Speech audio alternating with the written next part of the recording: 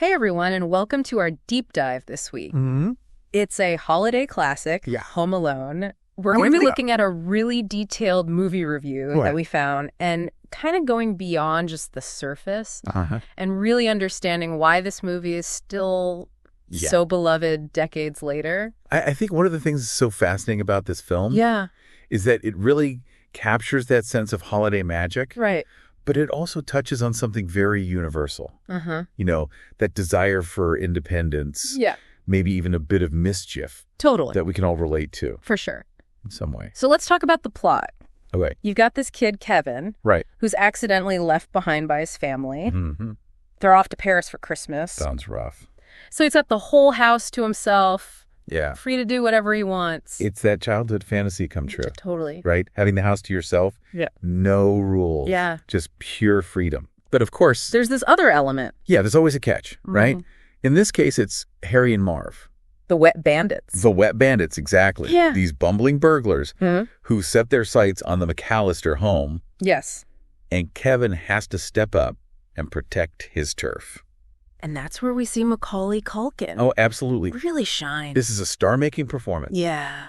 He captures that mix of mischief and vulnerability. All right. So. He's hilarious. Yeah. But you also feel for him. You really do. Yeah. He makes Kevin both funny and relatable. Yeah. Which is a hard balance to strike. Yeah. I remember watching this as a kid and being like, wow, I would love to do that. Oh, yeah. But also I would be terrified. Yeah, for sure. To be left home alone. Absolutely. But the review also points out that Culkin's performance isn't just slapstick. No, not at all. Like, he takes Kevin on a real emotional journey. He does. It starts with him being kind of a brat. Happy to be rid of his family. Right. But then he realizes the true meaning of family and connection. It is kind of a classic holiday movie trope. It is. But it works. It works in this one. It does. Okay, we got to talk about the wet bandits for a second. Carrie and Marv. Joe Pesci and Daniel Stern. Oh, they're brilliant. I mean, so funny. So good. So good. Their comedic chemistry is just perfect. Yeah.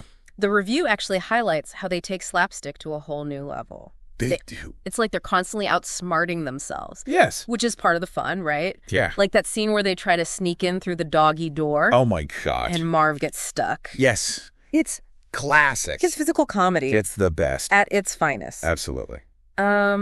And then we have to talk about the traps. Oh, yeah. That Kevin sets up. The traps are legendary. Like icy stairs. Swinging paint cans. A nail through the foot. Ouch. Ouch is right. Well, it is all done with such a sense of fun that you can't help but laugh. Exactly. And what's so brilliant about them is that they use everyday objects. Yeah. You know, stuff you'd find around the house. Right. The McCallister home itself becomes a character. It does. In the story. Yeah. With its holiday decor. Right. Secret passages. Even the basement furnace. Right. It all plays a role. But it's not all slapstick and laughs. No, it's not. Like, there's some heart to this film. Oh, absolutely. Especially with Catherine O'Hara. Oh, she's fantastic. As Kevin's mom, Kate. Yeah. Her journey to get back to Kevin is just as compelling. It is. As Kevin's adventures at home. You see her desperation, her guilt, but also her unwavering love for her son. And the way Chris Columbus uses framing to highlight Kate's emotional state is really masterful. Like, you see her alone in airports, dwarfed by these crowds. Right. And it really emphasizes her isolation, you know? And the distance between her and Kevin. Yeah. And it's so subtle. It is. But it's so effective. Absolutely. And that's something Columbus does really well, especially in his family films. Yeah. He balances humor and heart. He does. So well. So well. And you see it so clearly in Home Alone.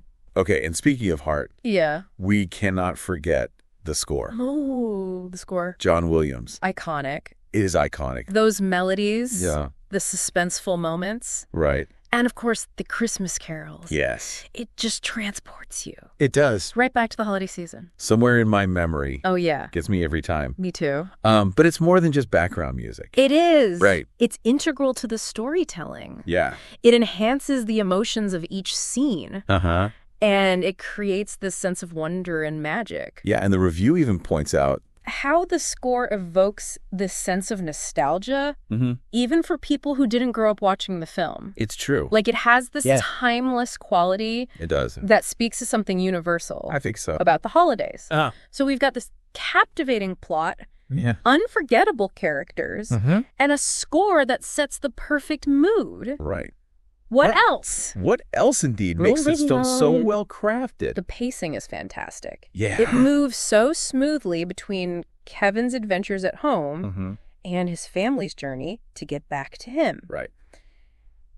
The editors did a fantastic job. Yeah. Building tension, releasing it. Yep. With those perfectly timed comedic moments. It never feels too slow or too fast. It just flows. Yeah. It really does. And it doesn't shy away from showing how resourceful Kevin is. No, it doesn't. Like, he's not just goofing off. Right. He's strategically planning. Yeah, and executing these defenses against the wet bandits. He's like a kid version of a heist movie mastermind. Totally. Right. Yeah. He's outsmarting the bad guys. Yeah. At every turn. And I think that's what makes it so relatable. It is. Like, it lets viewers... Especially younger viewers. Especially younger ones. Yeah.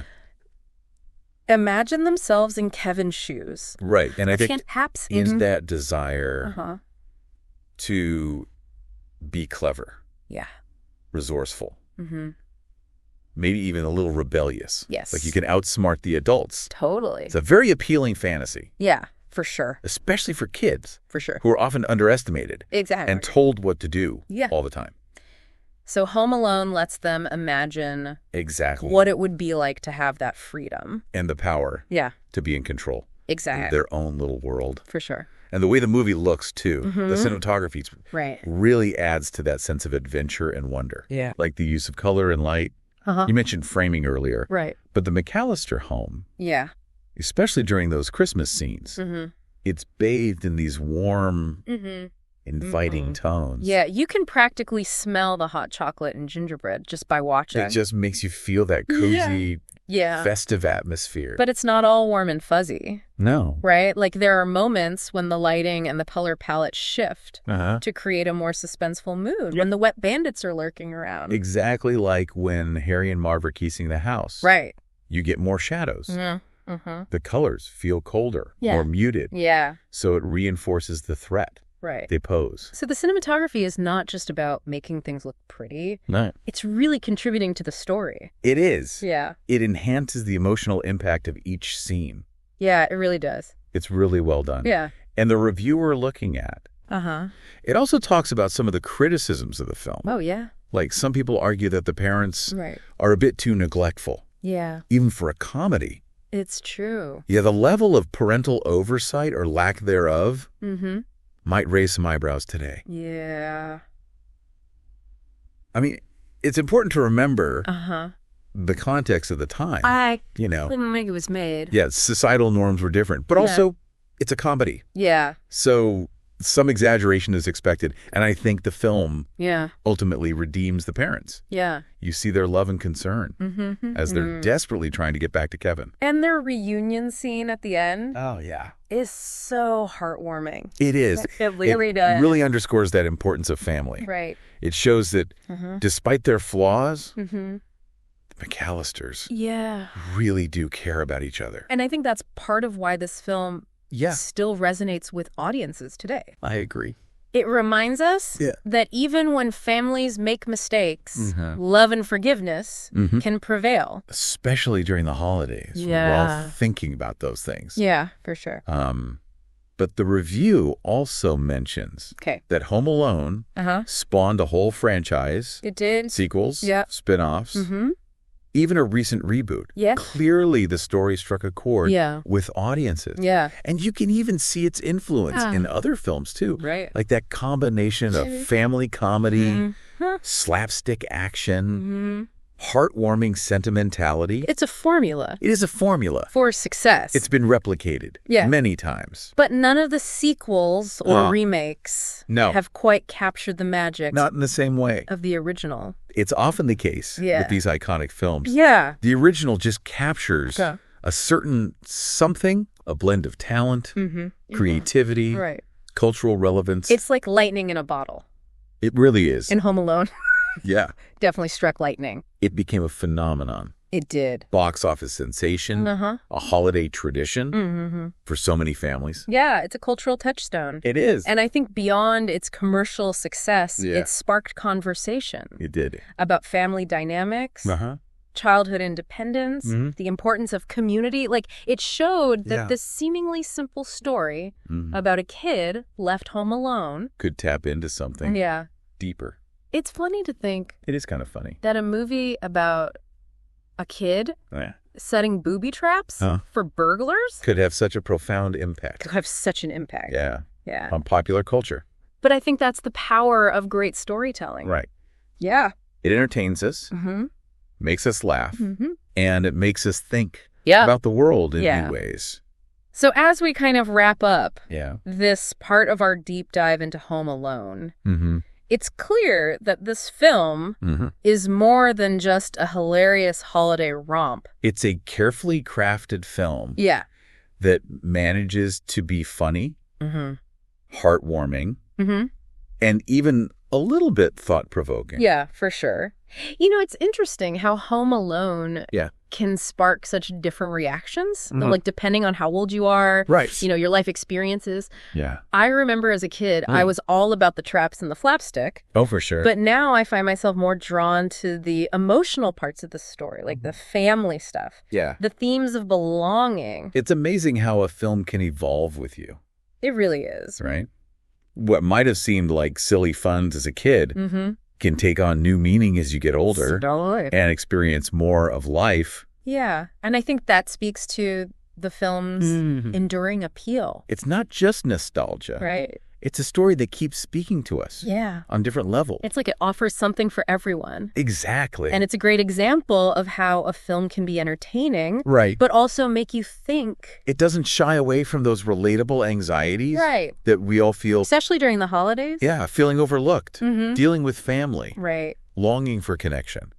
But it does it in this really humorous and warm way. It does. Okay. It offers this reassuring message about the importance of family, resilience, forgiveness. And it leaves you with this sense of hope. It does. You know, like even when things go wrong, we can find our way back. Back to what matters. Yeah, to what matters. Exactly. So as we wrap up this deep dive, I have one final question for you. Okay.